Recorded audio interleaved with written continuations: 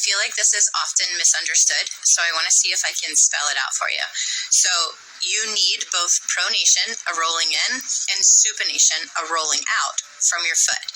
Pronation helps you with shock absorption, and supination helps you with propulsion because it creates a stiffer foot to help you push forward.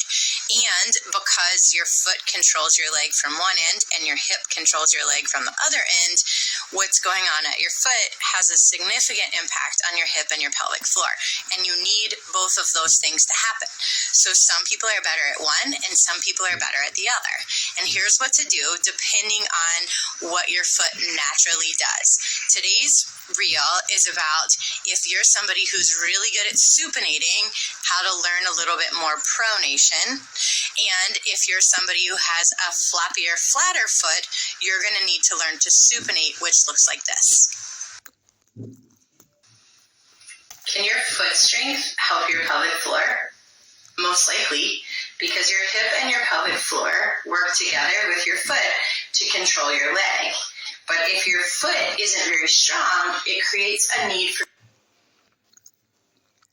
I almost forgot. I wanted to point out that when you have a high arched foot, it tends to lead to more pelvic floor tension because your hip isn't going through enough motion because your foot is so stiff.